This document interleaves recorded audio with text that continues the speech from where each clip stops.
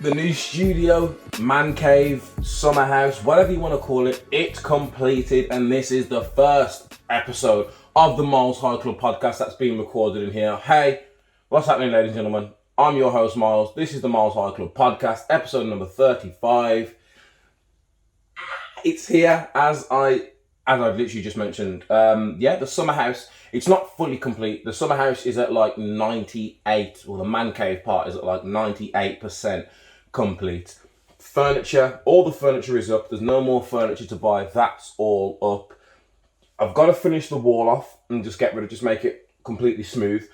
TV still in the box. Gaming monitor is still in the box. I'm going to unpack them as soon as I have finished doing this. I need to order some LED lights just to make it look pretty. But apart from that, it's done. And I couldn't be happier. To say we've done this all ourselves, laid the laminate ourselves, we did everything ourselves apart from put the shed up. But like I said before, we had to rip down pretty much near enough all the insulation, re-insulate it all ourselves with a little help, but we were still hands-on for all of it. Painted it all ourselves, which isn't really so much of a thing, but there you go. The wall paneling, I did this myself. It's not finished yet because I ran out of MDF, so like there's meant to be, I think it's like in line here somewhere. There's meant to be like another stick of MDF that goes across here just to split it into 4 panels. But they're in the shed. Went and brought paint today, but then it started raining, so as soon as the sun comes back out, I can finish doing that. But yeah, it's finally here. I finally have my own space when I want to escape. It's not just for recording the podcast. The podcast will be recorded in here, but I'll also firing up the gaming channel soon. Got all that set up over there in the corner, so I can't wait to get that started. It's an escape. I can come here just to escape from the noise when I want some peace, when I want some time to myself. It's finally here. My man cave is finally here, and I couldn't be happier about it. If you're watching this, if there's anything I could tell you to do when you invest in a house, is make sure you have space in that house for your own space. Okay? Everyone needs their own space. Sometimes one person being in a room upstairs and someone being in a room downstairs, it's just not quite the same. Like, I can come in here at 10 o'clock in the morning, 10 o'clock at night, 1 o'clock in the morning and make as much noise as I want, turn on as many lights, drop things. I haven't got to worry about waking anyone up. I haven't got to worry about anything. This is my space, okay? It's my space. I now have it.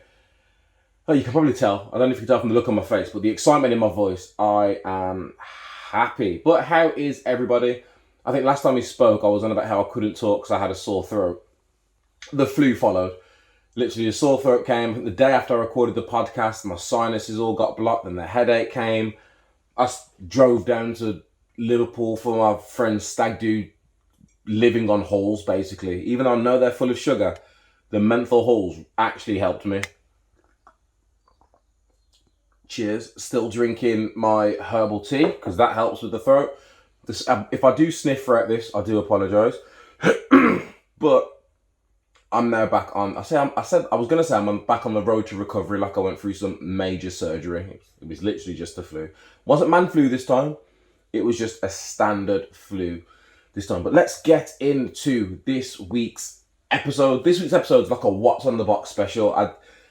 Let's keep it 1,000 with everyone. I've been so concerned. I had all last weekend, well, end of last week and all last weekend, I didn't focus on anything but this stag do and making sure I made it back from Liverpool alive. And I'm here, so it did. It was a great stag do. Congratulations to, by the time this, I was going to say, when this comes out, they won't be married, depending on when they watch it. But they get married this Saturday. Yeah, it's this Saturday. So a preemptive congratulations to Brandon and Elise on what I'm assuming is going to be an amazing, gorgeous wedding. The stag do was a stag do. Unfortunately, I have to live by stag do rules. If you don't know what stag do rules are, it is what happens on the stag stays on the stag. Makes it sound like bad things happened. Apart from the apartment getting trashed, which I'm not going to talk about, nothing bad actually happened. So no, it was a successful weekend. There were no fights. No one got attacked. No one attacked anyone. And that's all you can ask for when 18 drunk people all go out in a different city. So yeah, I didn't concentrate on any of that.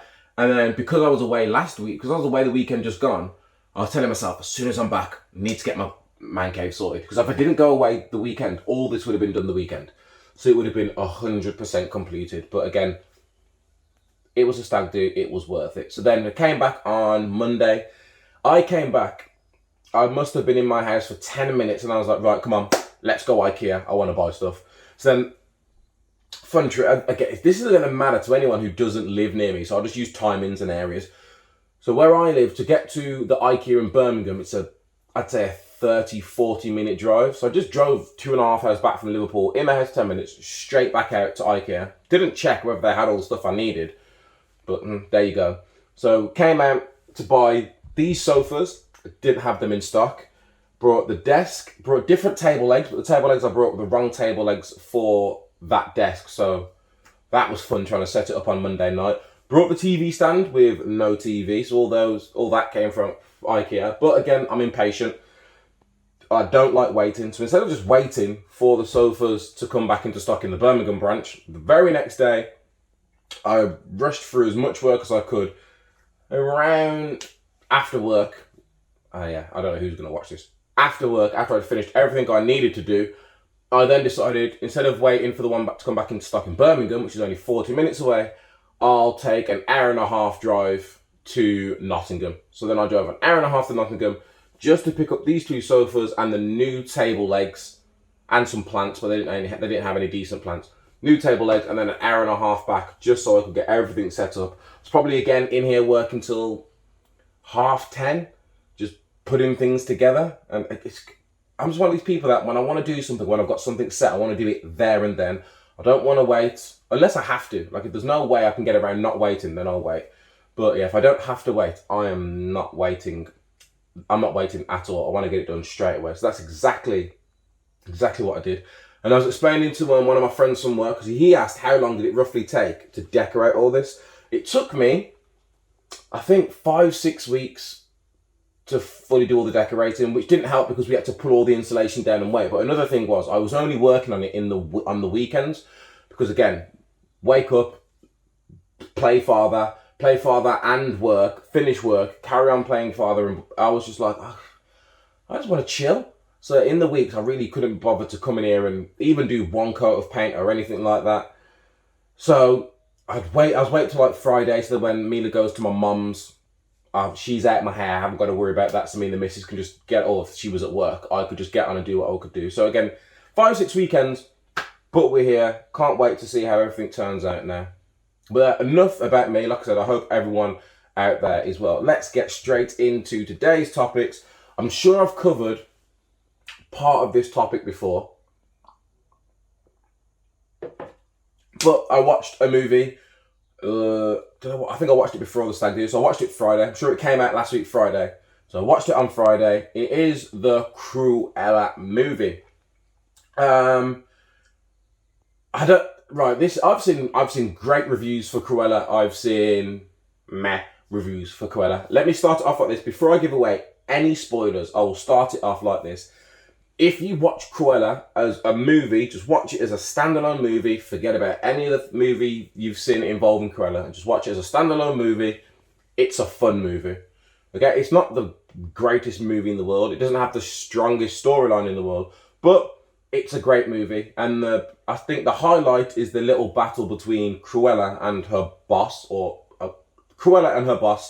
the little friction between them two is probably the highlight of the whole movie, which it should be because it's the main plot of the whole movie. So as a standalone movie, thumbs up.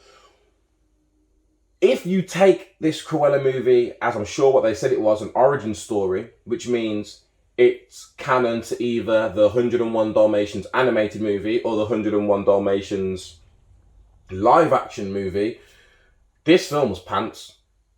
Again, even with the whole war between Cruella and what's she called? The Baron. Cruella and the Baron.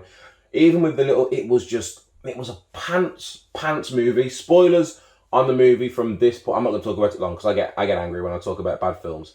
So, spoilers from this point onwards. I'm just going to list all the reasons why I didn't like the film Cruella. First of all, this whole film sets up Cruella to be a victim. Like, when you're watching this film, it's like they want you to feel sorry for Cruella. As soon as it starts, Cruella's mum gets killed. That should let you know things. Oh, her mum, at the start of the movie, we just think her mum dies. She sees her mum die. So we're all like, oh my God, are you meant to feel sorry for Cruella? No, because I know what she turns into. There's nothing you could do. She's not the same, so I'm not comparing it. I'm not comparing Cruella to Hitler. I'm just saying, if someone did a Hitler biography and at the start of it, or biopic, that's the new version, at the start of it just gave him a terrible childhood to make you wouldn't feel sorry for him because you know what he grows up to do. That was my first gripe.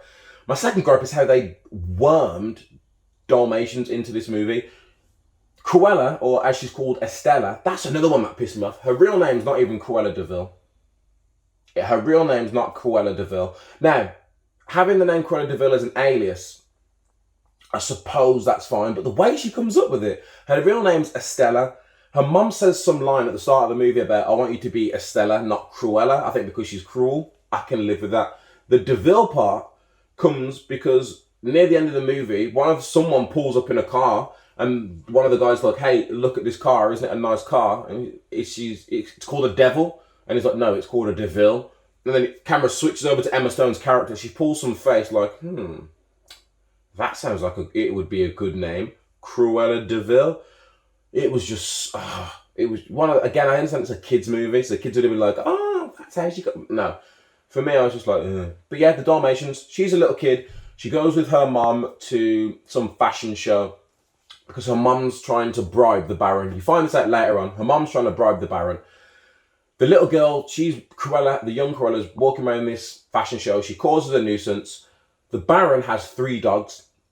What breed are these dogs? You guessed it correctly. These dogs are Dalmatians. These dogs see her acting up. The dogs start chasing after Cruella. A chase scene ensues. Cruella runs outside. The dogs run outside after Cruella. But then as the dogs go outside, they run past Cruella. No, they run past a young Cruella, run straight at Cruella's mom, and they jump up and sort of hit Cruella's mom. So her mom doesn't fall off. Her mom's technically pushed off by the dogs. Again, later on in the movie, you find out that the Baron had some sort of dog whistle and pointed at Cruella's mom to make her fall off. So technically the Baron killed her. I was just like, is this really your excuse for why Cruella hates Dalmatians? And again, if you watch the movie, the whole point of 101 Dalmatians is she doesn't hate Dalmatians. I think it's more of, 1, she hates everything, but 2, she loves fur. The whole drive behind it was fur. The reason why it's Dalmatians is because, from what I remember, Mila's watched the animated version about 50,000 times in the past month or so. So I should know it off by heart, but I'm never paying attention because I'm working. From what I remember, Cruella comes round because she says her friend's having puppies. She sees the puppies in Dalmatians, like, they've got no spots. Where are their spots? And she's like, I don't want them. She's like, oh, the spots will come back later. That's when she offers to buy them. They say no, so then she hires people, who we'll talk about in a minute. She hires people to come along and kidnap the Dalmatians. She doesn't have a vendetta against Dalmatians. She makes it very clear at the start of the movie. She just loves fur. So they have this whole shitty way of just trying to explain the whole 101 Dalmatians part. It's like an Easter egg. Basically, these Dalmatians killed her mom, and that's meant to lead her down some wicked path. So that was that out of the way. There are people out there that probably care about it. If you've ever watched the 101 Dalmatians, Anita, who in 101 Dalmatians, there is a history with Anita and Cruella because they refer to Cruella as a friend, but she fires Cruella. So I don't know if she's a childhood friend or she's just a friend who used to work with Cruella for a long time. Who knows? But Anita is white in the animated series. She's black in this. Anita and Cruella meet up at school. They meet when Cruella goes to a new school. They meet, become friends. And then Cruella has to leave that school, so they never talk to each other, and then they just stumble upon each other. They stumble upon each other, 10, 20 years later, and they remember each other. Listen, I could walk past, I reckon I could walk past 90% of the people I went to primary school with, and I would not be able to tell you what they look like. The only people I know what they look like that I went primary school with, I either stayed in contact with because we went to the same high school, or I just knew of them at high school, so I remember seeing them. There are plenty of people who I couldn't tell you what they look like right now. They could walk past me and stop and stare at me, and I would look at them like, do I know you? But I get it, it's a movie, whatever. I should have written down all the things that pissed me off. Jasper and Horace, I could be wrong, but when you watch I'm going off the animated version because I think the animated version is better than the live action remake. But in the anime, and I haven't watched the live action one in a while. In the animated version, you don't really fit. It doesn't seem like Cruella has a relationship with Jasper and Horace. It seems like she just wanted some crooks. She found some crooks somewhere. How she finds them, who knows? But she gets these crooks and she wants these crooks to do this job for them. That's that. In Cruella, they were friends since they were children. And they grew up together, and they grew up stealing together, and they grew up doing jobs together, and all sorts. Again, you watch it as a standalone movie. Great, fun little movie. But when you put it in canon with the 101 Dalmatians, these things just don't make sense. Anita is probably the only thing that makes sense for Cruella. The black and white hair, she's just born with it. I swear, when I was watching the animation, I thought she made her hair black and white as some sort of fashion statement. No, she just has black and white hair in this movie. Fashion, she's into fashion. That's one thing that sticks. She's into fashion in the animated series. She's into fashion in the live action remake. But I paid for it as well. That was the most annoying thing. I paid for it. I paid for it. I only paid for it because I wanted subtitles. And to make sure it was worth it, cinemas are open. I went onto Odeon website, looked at how much 2 adult tickets and a child ticket would be. 30-something quid. Looked at how much it would be on Premiere Access, which I can watch more than once in case it was a good movie. £20, just made sense to get it on there and not risk trying to download a crappy copy that's not going to come with subtitles. That's what I did. Paid £20 and I feel cheated. Like, I want my £20 back. If I could write to Disney and say, look, you can see I've only watched the film once. I didn't enjoy it. Sorry about that. You can see I watched the film once. I didn't enjoy it. I'm not going to watch it again. Take it off my Disney Plus. I'll wait for it to drop when it's free and give me back my £20 for the Premiere Access. I just wasn't a fan. I just really wasn't. I really wasn't a fan of it. There's probably loads of things in here that if people have watched it, they're like, oh, what about this? You've missed this. But off the top of my head, Cruella's relationship with Jasper and Horace, it just seemed too forced. Like they were trying to make too much of a nice story. Her backstory, full stop, doesn't make sense. The way that she tackles the way that Dalmatians get introduced into her life doesn't make sense. At no point that I can think of throughout the film do they mention her love for fur. She's just a fashionista. She's just someone that really loves fashion. Like I said, the war between her and the Baroness and Cruella always upstaging her kind of worked. But when you watch 101 Dalmatians, Cruella is evil. She's an evil person who, I'm assuming, killing's not above, nothing's above them. When you watch this live action movie, the Baron is more like a Cruella character than Cruella herself. Nothing against Emma Stone. I think Emma Stone did a great job playing Cruella. Her British accent is shit. The accent is shit. It's a typical, I call it the You're Right Governor. Oh, you're right, Governor. That one. But then she develops a well-spoken English. I hate it. Either keep her American, and that can add to the villain story even more, or find an English actor or a British actor, whatever you want to frame them as. But yeah, that's it. So yeah, it was a disappointing, another disappointing reboot / remake, which then sent me down the hole of, well, I'm sure I did it before, but I don't know how well I did it. So I Googled I Googled Disney live action remakes ranked. So this is on Rotten Tomatoes, who sometimes I trust Rotten Tomatoes, sometimes I don't. Because again, I always go on IMDb, they often refer to the Rotten Tomatoes score. There's always a critic score, and then there's the user score, which comes in there. So I don't know if I necessarily agree with this list, but we'll go through. It says 17, but then I can see number 18. But we'll go through all these Disney live action remakes. I'll be quick, because I swear I've done this before, or I did it off the top of my head. And we'll see where they've got it. So out of all 18, Rotten Tomatoes, number 18, dead last, they've got Alice Through the Looking Glass. They say it's visually impressive as its predecessor, but it isn't enough to cover for an underwhelming story that fails to live up to its classic characters. Yep, I mean, the film looks amazing, but it's just, I didn't care too much about the story of her, and it involves time travel. The time travel thing at the end, kind of cool, like they look at each other and the world falls apart, but obviously they get saved. But I don't know if I'd say it's the worst live action remake. And for me, technically, I wouldn't class Alice Through the Looking Glass as a live action. I don't know if you can class that as a remake because it's not a remake of the very first Alice in Wonderland Disney movie, animated Disney movie. I'm sure it's more of it's a live action sequel. It's like Mary Poppins. Mary Poppins, the live action one, isn't a remake. It's a live action sequel. It sort of carries on from the animated series. If I'm right and if that makes sense. But they've got Alice with the Looking Glass one. Number 17, 102 Dalmatians. Number 16, Maleficent, Mistress of Evil. Now, at first, I didn't agree with that, but then I remembered Mistress of Evil is the second one. And every time I brought this up to people, the few people I spoke to about Cruella, when I said I don't like how they tried to make Cruella out to be a good guy or try and make her feel like a victim, make you feel sorry for her when she's a villain and we know she's a horrible villain. The one movie everyone referred back to was like, oh yeah, just like with Maleficent. Now, I don't know if it's because I haven't watched Sleeping Beauty in years, so I hardly remember Maleficent's presence in Sleeping Beauty. But everyone said the same thing about that. They're like, oh, they tried to make you feel bad for Maleficent, which I did. I was team Maleficent, which, again, to me, Maleficent's story is it's a much better origin story than what Cruella's story. Cruella's story doesn't make sense and it feels forced. Maleficent's story, in the first one anyway, fairies and humans kind of sort of live together, but they don't like each other. Human and fairy fall in love. The human then betrays the fairy for the king and cuts off her wings.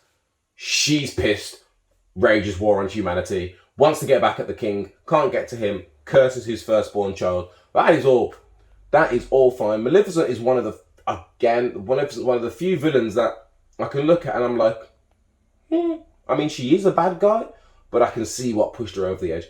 Whereas Cruella, her origin story to me just doesn't fit the Cruella character. That's my issue. Right, coming at number 15 is 101 Dalmatians. So again, that's still quite low. Neat performance, but 101 Dalmatians is a bland, pointless remake. Here's my issue with the 101 Dalmatians remake. The 101 Dalmatians animated movie, all the animals talk. The humans talk throughout it, but the main humans, the humans talking at the start, I forgot their names, but the humans are talking at the start that own Pongo and Purdy, the actual Dalmatians. Jasper and Horace talk throughout it when they're chasing them. Cruella talks, but a lot of the vocals is all done by the animals: the dogs, the horse, the cat. So I think are there any other animals in there that I've missed? I'm sure they're the Labrador that comes. All the dogs talk, so that's what makes it good. When you watch 101 Dalmatians, the live action one, the animals don't talk. It's just a bunch of barking and squealing. So for me, that should be part of one of the worst ones on there. But again, I agree. Pointless remake. Dumbo, I haven't watched Dumbo. I started to watch Dumbo, but couldn't get into it. That's ranked number 14. But I really couldn't get into that. Number 13 is the first Alice in Wonderland. I loved it. Tim Burton's Alice sacrifices the book's minimal narrative coherence and much of its heart, but it's an undeniable visual treat. That first Alice in Wonderland, I'm a big fan. I watched that recently. I try and make Mila watch it, and when she walks off, I just carry on watching it. I love Alice in Wonderland. Again, I'm not a movie critic, so I don't look at some of the things. You're probably thinking, Myles, how can you like this movie if I don't like this movie? It's me. Would I put Alice in Wonderland in my top 5 live action? Let me see what other live actions are on there, and I'll let you know. In at number 12, The Lion King. While it can take pride in its visual achievements, The Lion King is a by-the-numbers retelling that lacks energy and heart that made the original so beloved, though some of the fans may just be... Oh, even though for some of the fans it was just enough. Yeah, the Lion King live-action remake, there's just so many things wrong with it. It's near enough a live-action reshot. It shouldn't be called a remake. It's a live-action reshot. I feel like if you took all the scenes from the animated... If you played the animated one, then played the live-action one side by side, I feel like a lot of the scenes are the exact same. A lot of the scripting seems to be the exact same. I'm like, it's a remake. And with Lion King, it's such a classic story. How do you retell a classic story like Lion King? To me, you don't. You should have just left it alone and left it where it is. But no, money-hungry Disney, they wanted to do it. Another thing that ruins, I hate saying this. Before I say it, let me just say, I'm in the Beehive. I'm a Beyonce fan. But every time Beyonce talks, it just takes me out of the movie. I'm like, oh, it's Beyonce. I feel like she's just talking. It doesn't seem like she's acting. It didn't seem like she was trying to put on any kind of accent in the slightest. It's like she was just talking in a normal voice, reading the script. Every time she talks, it just took me straight out of it. Straight out of it. And I'm a Beyonce fan.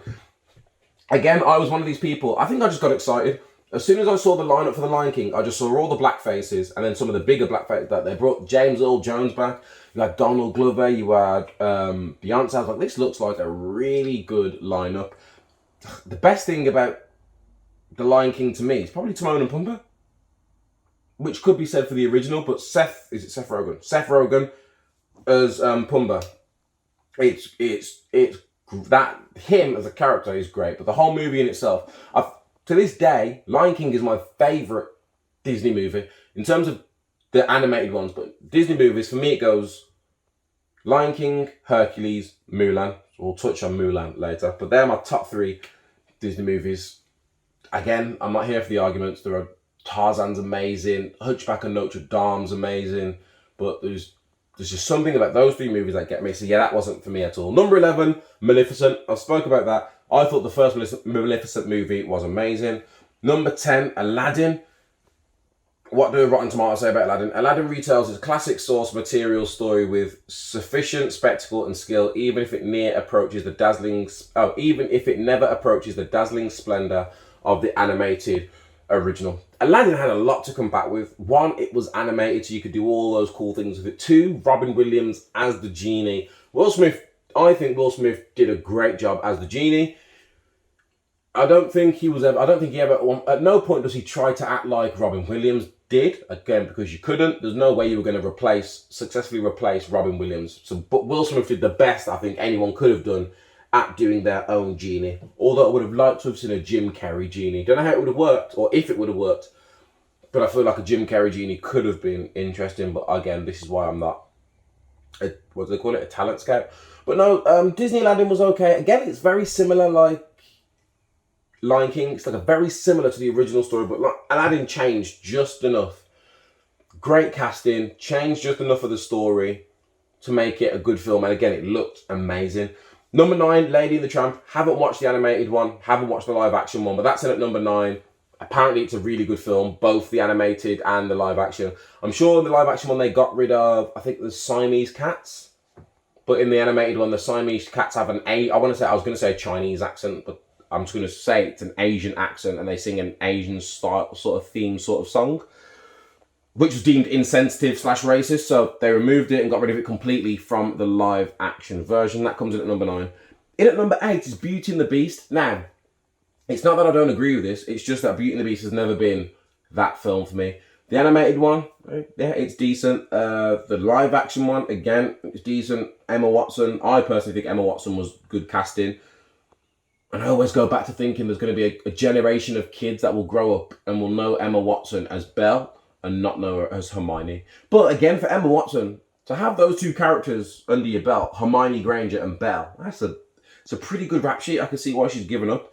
Again, I saw a lot of people complain about her singing because it was auto-tuned, but I didn't care. But no, I enjoyed it. And you've also got Josh Gad and Luke Evans that play I forgot what Gaston's. Hold on a minute. I need to go on there. Is it Le Beau? Someone watching this is probably going to be so angry if they're a Beauty and the Beast fan. I shouldn't say it too loud because my missus, her favourite movie is Beauty and the Beast. Oh, LeFou. I was close. I said Le Beau, but it was a Le. LeFou, who is played by Josh Gad, and Gaston, that's played by Luke Evans. Great casting. Sidestep. Disney must really love Josh Gad. Josh Gad plays Olaf in Frozen. Massive character. He plays LeFou in Beauty and the Beast, which is what? Like top 5 in terms of characters. Because you've got Belle, Gaston, the Beast, her dad. Surely LeFou. Then again, you have got like the wardrobe, like Lumiere, Cogsworth, Mrs. Potts, Chip. He's a top 10 character. I'll say that. LeFou's a top 10 character. But also Josh Gad plays Munch. What's he called? He's called something in...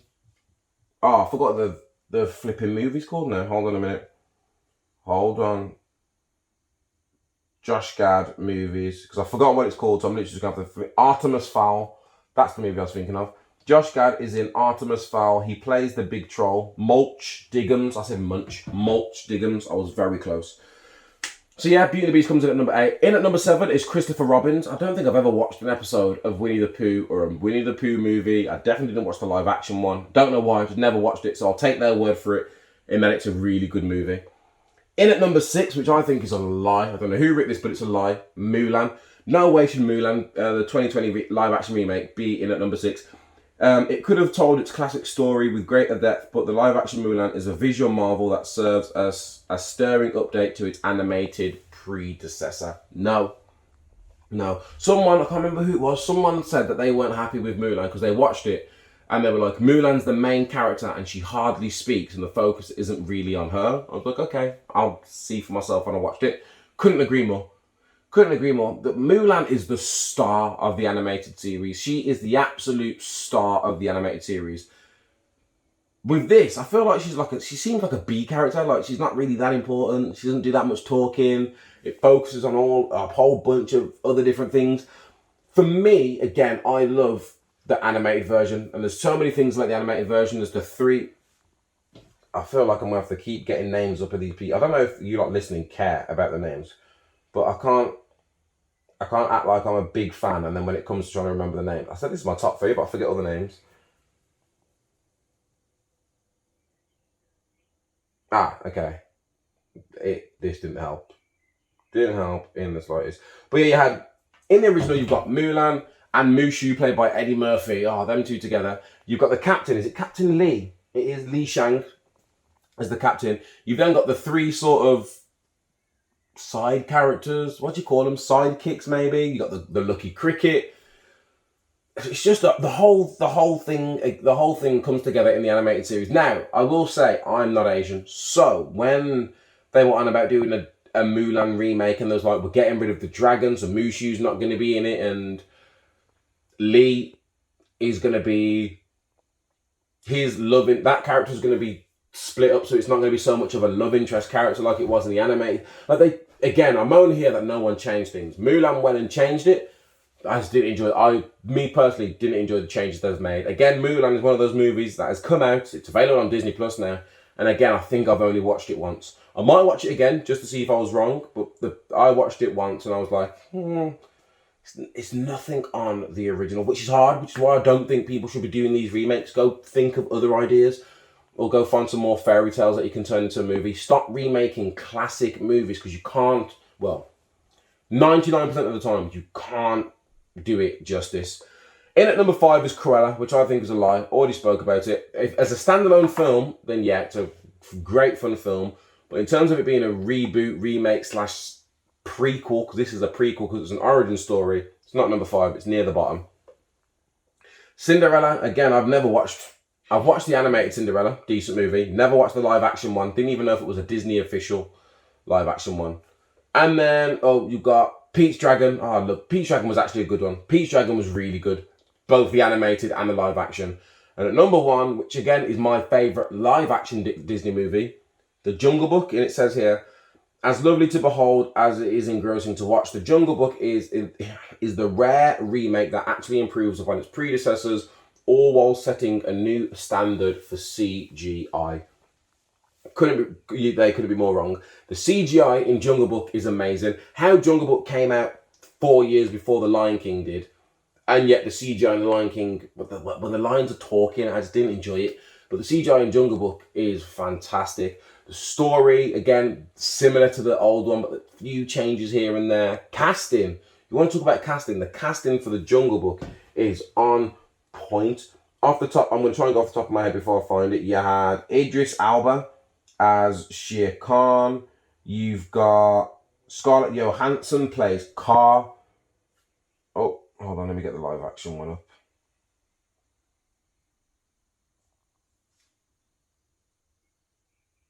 Yeah, here we go. So let's go through the casting. Bill Murray as Baloo. Can you beat that? Ben Kingsley as Bagheera. Can't beat that. Idris Elba as Shere Khan. Lupita Nyong'o as Raksha. Scarlett Johansson as Car.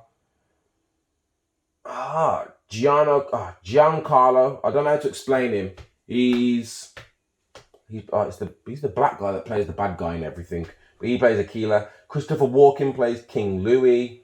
I don't even need to go through all the rest of them because John Favreau's in there as well. Sam Raimi's in there.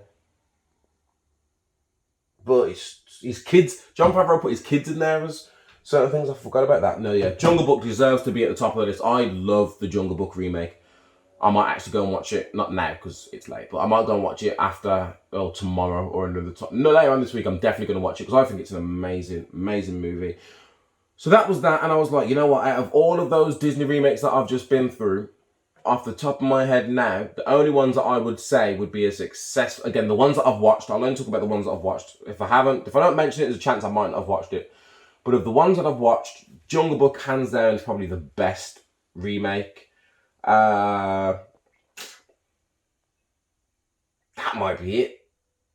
Like I said, I enjoyed Alice in Wonderland. I don't remember watching the original Alice in Wonderland animation, so I enjoy the movie. Whether it's a good remake, that's a different question to say. I enjoyed Maleficent, but like I said before, I don't remember that animated series. So maybe I have to watch the animated one again just to make sure Maleficent's origin story actually makes sense and fits in with her character.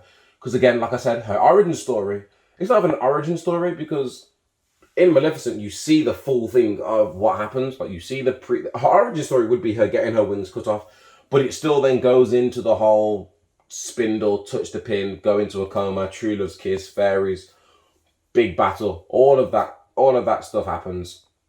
But I don't think they needed a sequel. Sequel seemed forced. But that's going to be next week's actually. Forced sequels / prequels that we did not need. So I went through all the Disney live action remakes and I was just like, you can't do remakes good. And then I said, well actually, I am only looking at Disney remakes. Now the Disney remakes, the Jungle Book's the only one I stand and swear by and Aladdin. I will say Aladdin's a good remake because I have watched Aladdin multiple times, so I'd say Aladdin. But then I Googled other movie reboots and remakes that have happened, and this led me to an article on BuzzFeed where it was 13 reboots that were total wins and 11 that people thought were total fails. So again, we'll go through them, we'll see which ones we agree with, which ones we don't agree with. So number one, according to BuzzFeed, it was majority loved, Ghostbusters 2016. Now I'm not just saying this, no, here's my honest opinion. Is Ghostbusters the all-female Ghostbusters with Leslie Jones and Melissa McCarthy, is that better than the original Ghostbusters movie? No. Sorry, it's not. The original Ghostbusters movie is a classic. This movie is not better than it. I wouldn't even say it's close to it. However, is it a good movie? Yes, I think it's a good movie. I've watched it more than once. I'd happily watch it again. I'd put it on just to watch. I wouldn't suggest it for a movie night, but if I just couldn't find something to watch, or if I was just chilling, or if I'm working and want to put something on that I can watch while working, I'd happily put Ghostbusters on it. Thought it was funny. It was different. It was a reboot. It was like a reboot / remake. It wasn't a sequel or anything. It was a whole reboot because it's whole new characters. They brought the original characters from the original ones in that played certain cameo roles. But yeah, I enjoyed Ghostbusters. So Ghostbusters 2016 gets a thumbs up on the remakes. I wasn't mad at that. Ooh, 2019's Hellboy. A lot of people didn't love this. I'm part of it as well. The first two, I love the first two Hellboys. There's the Hellboy and then there's Hellboy 2. Is it Golden Army? Sure, it's Golden Army or something. I love the first two ones. I love the action, the wit, the comedy, the big leaf green alien thing that he takes out right at the start and then saves the baby. The first Hellboy is amazing. The second one, the actor for Hellboy is great, but I don't know what it is. It was just the meh film. The story, the plot, it was all just meh. They didn't need to do a remake. Hellboy didn't need a remake. No one asked for a remake. They should have just left it alone. I'm going to see when the first Hellboy movie actually came out, because there should be some sort of law. 2004, so it came out what? 2004. Yes, 15. Came out 15 years after the original. There needs to be some sort of law put in place that you can't do a remake or a reboot of a movie within, 30 years. Why are you remaking a movie that came out 14 years ago? 14 years is not old. If a 14-year-old walked up to you and said, I'm old, you wouldn't look at them and say, you are getting on a bit. You're like, you're 14, you've hardly lived. Neither so is this movie. Leave these movies alone. I'll leave it there. Number 3, Jumanji, Welcome to the Jungle. Again, same as what I said for the first one, even though I rate Jumanji better than I rate Ghostbusters. Is this Jumanji better than the original Jumanji? Nope. Not even close. Is this Jumanji a good movie? Yeah. I thoroughly enjoy Jumanji 1 and 2. 1's a lot better. 2 is a bit shaky, but I've still watched 2 multiple times. Jumanji 1 and 2, I don't know, love seems a bit of a strong word. I really enjoy those movies. Number 4, The Mummy 2017. I don't know why anyone thought to redo, is it Brendan Fraser? Let's say his name is Brendan Fraser. If I'm wrong, I'm wrong. The original Mummy, you got The Mummy Returns, and then the crappy third one where his kid Alex is all grown up and stuff like that. The first Mummy is a classic to me. Whether it falls under cult classic or just classic, I don't know. But to me, it's a classic. I can watch The Mummy and the second Mummy over and over and over again and not get bored, even though I know everything that's about to happen. That second Mummy with Tom Cruise. No, again, I felt like they saw what the MCU was doing. They saw what the DCEU were doing, and they were like, you know what? We want to build our own universe. So the 2017 Mummy movie was meant to be part of a dark universe that involved the Mummy, Jekyll and Hyde, which is why Jekyll and Hyde was in there. Apparently Frankenstein was meant to show up at some point. Yeah, just, you can't see Marvel do something and think, oh, let's do our own and have a shit premise, because then this is what happens. This is exactly what happens. I think people forget Marvel had 10 years setting this thing up. 10 years to set all this thing up. And they didn't, well, they were setting it up from early. I think at the end of Hulk and the end of the first Iron Man movie, they literally talk about the Avengers Initiative. So it is all set up, and then after the first Avengers movie, we get Thanos teased. Never hear about him again until the end of Age of Ultron, where it's like, fine, I'll do it myself. You're not gonna touch what the MCU has done in terms of creating a whole cinematic universe. This Mummy film was pants. Everything about it was pants. Sorry, Tom Cruise. It just wasn't a good movie. And we're only going to talk about the ones I've watched. Men in Black International. I watched this again the other day. It's meh. The first 2, I know some people don't like the second Men in Black, but the first 2 Men in Black, amazing movies. They literally only recently did Men in Black 3. I say recently. Men in Black 3 couldn't have come. Side note, I watched the Joe Budden podcast, and you see when he talks about things, he's got someone that like brings it all up on a screen, so he hasn't got to do all this.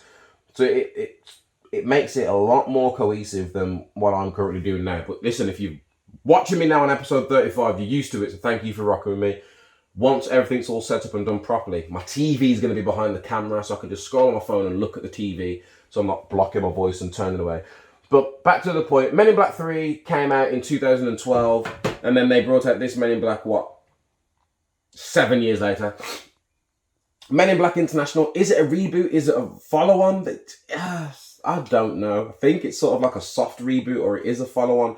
Who knows, but it's, again, they saw what these two did in Thor Ragnarok, and was like, you know what? These guys were great in Thor Ragnarok. Let's put them together in this movie. Again, they're both somewhat okay, but it's the plot for me. It's a shaky plot. I just never get invested. And then there's the whole, when she's a baby, she sees the little thing and the flash goes off. First of all, she's looking out the window when the flash goes off, so she should have been defibrillated, whatever it's called. She should have had the whoosh thing happen to her.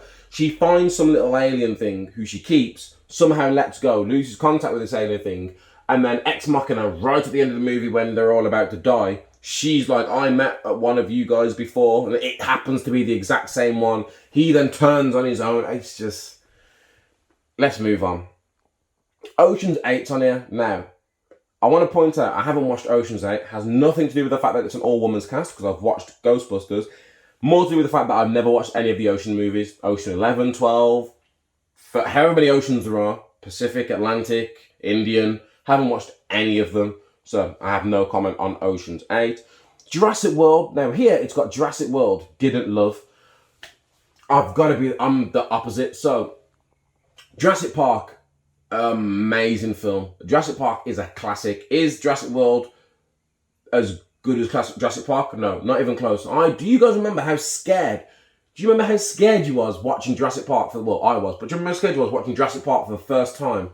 And the electrics go down and the gate goes and they're all sat in the Jeep and you can hear the slight rumbles. And then when they look, you can see the waters rippling. And the one guy gets out the car and runs off into the toilet. And then she's there trying to put the flashlight on. Why? Turn the flashlight off. They can't get the flashlight off. And then by the time they try and get it off, they realise the T-Rex is looking at. That whole scene scared the life out of me watching that as a kid. Again, because I'm an adult now, there's no scenes in Jurassic World 1 or 2 that scared me. But I enjoyed Jurassic World. Literally, that's another film I watched again. I think it was last week or the week before, so I've recently watched it. Jurassic World 3 should be coming out this year, maybe late next year. I don't know, but it's coming out. But no, I enjoyed Jurassic World. I would say it was a good... It wasn't needed. That's actually, you know what, Jurassic World, you can argue, it wasn't needed. There was nothing wrong with, well, the first one's amazing. Second one is okay. Third one, nah, didn't need it. Jurassic World, I can see why people would say you didn't need to remake Jurassic World. It's correct, you didn't need to. But if you were to put it in a real life situation, let's say Jurassic World happened way back in the 70s, I don't know when it's actually, I think it's set in the 90s, but let's say it happened back in the 80s, 90s, or whatever. In 40, 50 years time from then, I can see a real world. In the real world, if we had a dinosaur park on an island and it went tits up back in the 70s or 80s, I can see an extravagant billionaire or a couple of them coming together in 30, 40 years time when technology is more advanced and they can have things under control a lot more. I can see Jurassic World happening. So for that reason, because again, they talk about advanced technology and how they can make dinosaurs using all sorts. I didn't love it. No, I did. I love Jurassic World. Jurassic World is a really good film. The second one, I was like, And the third one, I don't know how that's going to work with dinosaurs roaming the world. It's going to be an interesting one to watch, but we'll see what happens with that. But no, I don't agree with that. They said Jurassic World they didn't love. I loved Jurassic World. Teenage Mutant Ninja Turtles, they've got didn't love. I like the original, like the 1994 Ninja Turtles? Oh, see. Teenage Mutant. 1990, I think it is, or 1993. They basically had a lot of movies out in the 90s. I enjoyed all of those classic ones. The new ones, the CGI is a bit hit and miss, but I enjoyed it. Number 2, I didn't enjoy as much, but I enjoyed these. These were nice, kind of welcome. Everyone loves Ninja Turtles. These were nice reboots. Here's a good example for you. Teenage Mutant Ninja Turtles came out in 2014. The original came out in 1990. Again, it's not my 30-year rule, but it's Teenage Mutant Ninja Turtles. It's them. TMT. They get rebooted all the time, especially cartoons and animated series, so it makes sense. I think if you look at TMT and compare it to Power Rangers, TMNT did it right. I keep saying TMT. That's the money team. TMNT, Teenage Mutant Ninja Turtles. They did the reboot right. Power Rangers, that doesn't appear on this list because I looked at it earlier, they did a shit reboot. They were like, oh, we're going to reboot, we're going to do 5 films. You didn't even get past your first film. Probably because you spent the first 90% of the film showing everyone's pissing backstory. You don't see them actually get into their Power Ranger suit till the end. Cut fight scenes, movie's over. What was the point? The point was they were trying to set up a whole 5-length movie and fucked up on the first one, so now there's not going to be any more Power Ranger movies. Well done. At least Ninja Turtles got 2 movies out of their reboots. Scooby-Doo, it's got Scooby-Doo love. I don't know Scooby-Doo classed as a remake because it's not like they remaked an older movie, but Scooby-Doo's got hundreds of movies. If you don't like the original Scooby-Doo, especially that casting with, is it Matthew Lillard as Shaggy? Iconic. I can't see anyone else as Shaggy apart from Matthew Lillard, who was that good as Shaggy in some of like the newer animated series. They got him in to play the voice of Shaggy. But yeah, Shaggy's an amazing one. I'm also someone that's a really big fan of Scooby-Doo. I still watch Scooby-Doo to this day. Even if Mila's not with me, I'll just put it on. I try and get her into it so she'll sit down and watch episode after episode with me, but kids have the attention span. It's got here, number 12, The Jungle Book, didn't love. I don't know what you're... The live-action Jungle Book was terrible. Not even my kids liked it, and they were only 5 at the time. Your kids are stupid. Yeah, I said it. Your kids are stupid.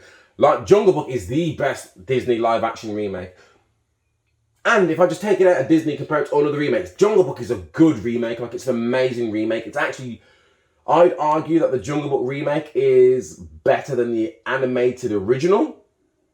Maybe. Do you agree? It. Love it. Again, I remember, it came out in 2017. I remember working away in London for an O2 shoot. I think it was like a month or so before the It movie came out. And everyone was talking about it. I was like, I've never seen the movie It. And I was like, oh, did you know it's not a movie? I was like, what? So like, it was like a TV show special. So back in the day, it was a TV show special where part 1 came out and then part 2 came out. The only thing that, is it part 1 or part 2 that does it? I think it's, no, hold on. Is it the original or the classic that does it? I was meant to say. I think it's the original that does it, where it flicks between them as kids and adults. And then the second one tries to focus mainly on them as adults. I love it, and what is it called? It 2 or It Returns or It Again or whatever It 2 is called. Yes, so the originals are great. Don't get me wrong, the original TV show or TV special series of It 1 and 2, I thought they were fantastic, which have come from Stephen King's book. Never read the book, but I've got friends that have read the book and they tell me the book's amazing as well. Bill Skarsgård as It. Oh, people thought Tim Curry killed it. I thought Bill Skarsgård did an amazing job at It. The first It was dope. The second It was dope right till the end. I hated how they defeated him. They basically just called him names. Like, after everything that they'd gone through, everything he put them through, he basically just called them names. And it was a cop-out at the end, because in the book, in the original series, one of the guys doesn't return to Derry because when he gets the phone call, he kills himself. Whereas I'm sure in the newer version, he tells his wife to tell them he's killed himself, and then when it's all over, it turns out he didn't actually kill himself. It was all a lie to I don't know. But someone does die in It, so. But no, yeah, it is great. Fantastic Four. The first 2 aren't even that good of films. I mean, I'll watch them, don't get me wrong. For some original superhero movies, oh, they're not original superhero movies, they're Marvel, but for the older superhero movies, they're fun, kind of, I guess. If you're not into Marvel, like I wasn't into Marvel as much as I am now back then, so to me, they were amazing films. Now, when you learn more about the Fantastic Four and Silver Surfer and Galactus, who's not just a big floating cloud through the sky like they showed you in the movie, it's not a good movie. But the remake, actually, I shouldn't talk about it because the remake's that bad. I still haven't watched it to this day, and I'm a big Marvel fan. Fantastic Four is probably the only Marvel movie I haven't watched since whatever the first Marvel movie was to come out. Blade, don't know if they classed it as Marvel, but Blade's a Marvel character. He has comic books in Marvel. Blade, the first 3 Spider-Man with Tobey Maguire, the Amazing Spider-Mans with Andrew Garfield, the original Fantastic Four. I feel like something just... I'm having a panic. I thought something just flew into my mouth, but it's a piece of hair. I don't know how that happened. Where was I? I've seen all the Spider-Mans. I've seen Blade, the original Fantastic Four, both Hulk movies, anything that's in the MCU, I've seen all of that. Fantastic Four, which is a Sony one. I've saw the Sony Spider-Man. I've seen the Sony Venom. Gonna watch Venom 2. I don't think Sony have got any of the superhero movies out. I've watched them all, apart from Fantastic Four, because I just heard of how shit it was. Again, this was meant to have more than one movie, but it just got panned and was... Should we see what Rotten Tomatoes say about it? Fantastic Four from 2015 was bad.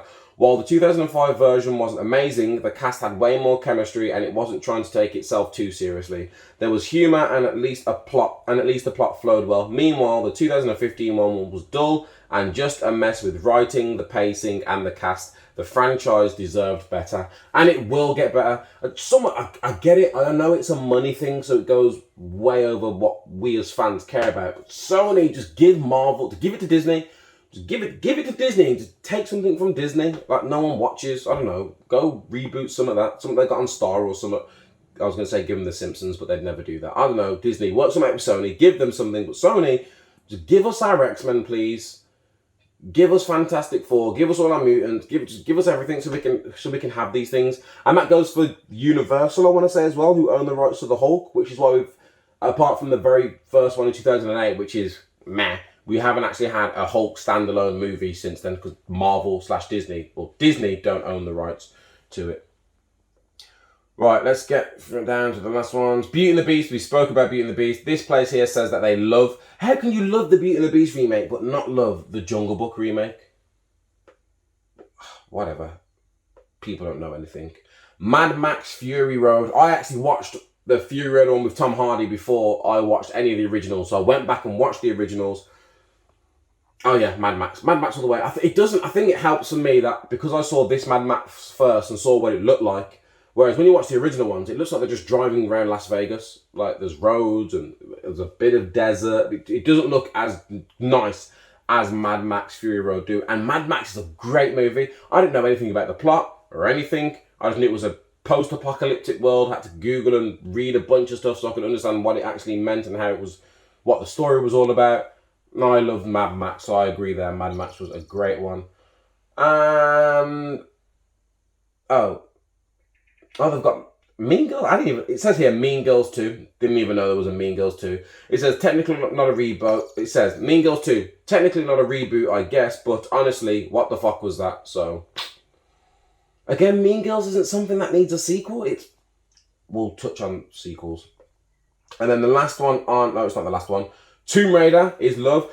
And I agree with what they say here. They say here, you can't beat Angelina Jolie as Lara Croft. No, you can't. Angelina Jolie of Lara Croft is iconic. And the first movie is iconic. And the second movie is good as well. The new one, Tomb Raider 2018, was based on the games, like the more recent games. The games are dope. And because this movie is actually followed a lot more close to the games, the game was dope as well. But yeah, Tomb Raider, I think, was a great movie. And make sure you watch the proper Tomb Raider starring, what's her name? Alicia Vikander. Because there's another Tomb, like a Raiders Tomb movie that it's very Tomb Raider-esque, but it's not an actual Tomb Raider movie. This Tomb Raider movie was so good. Just like the games, and the newer games are so good as well. And the last one, which I always forget how many versions of this movie are out there. It's like the Spider-Man. So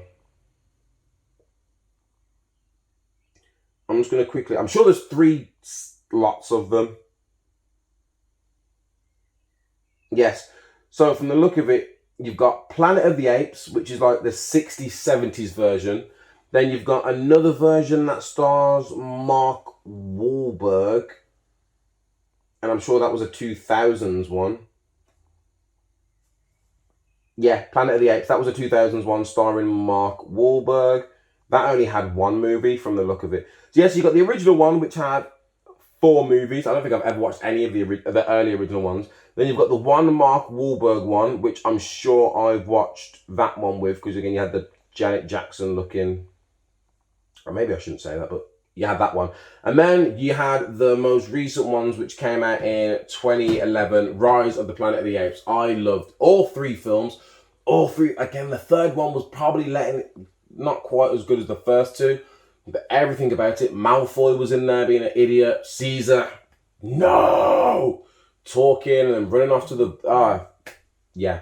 Planet of the Apes was so good.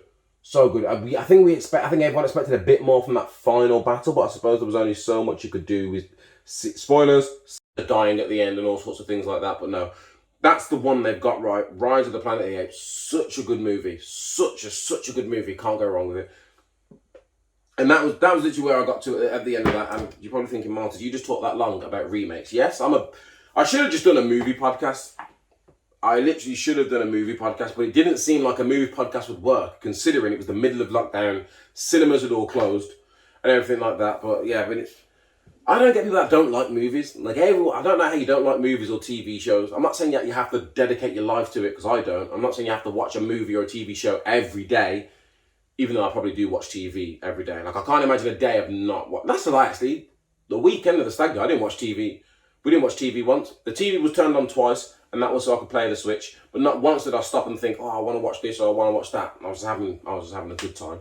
But no, I am an enthusiast. And next week, I'm going to do research and looking at prequels and sequels that nobody asked for, and the prequels and sequels that nobody asked for, but actually were turned out quite surprisingly well. And fingers crossed, before next week's episode, I will have actually returned to the cinema for the first time in It's got to be over 2 years. I'm sure I said this before. I'm sure the last movie I watched in the cinema was Spider-Man Homecoming? No, Homecoming's the first one. Far From Home. Spider-Man Far From Home with Mysterio. I'm sure that was the last movie I watched in the cinema, and that was over 2 years ago, I think it was now. So, A Quiet Place 2, it's out now in the cinemas. What I'm going to do is tomorrow, or at some point this week before I watch it, I'm going to watch the first A Quiet Place. I feel like I can remember it, but I'm going to watch the first Quiet Place anyway, and then I'm going to go to the cinema and watch the second Quiet Place. So, tune in next week, fingers crossed, for a review on that, but we're keeping it movie themed next week as well. But I am incredibly happy. My man cave is done. It's literally all just the finishing touches now, and me scratching my head about where am I going to put LED lights and what are they going to look like and how is it going to show up on camera when I'm doing things like the podcast. Yeah, sort all that out at a later date. Again, don't forget to like, share, and drop some comments. Subscribe wherever you're listening to me to, YouTube, Spotify, Apple, Deezer, whatever streaming platform you're listening to this on. Click follow or like, subscribe, whatever it is that has you following me and lets these algorithms know that people are interested. Let's do it. Hope you all well. Hope everybody stays well. Hopefully the weather returns back to what it has been. I always do this. I get sidetracked. I was signing off.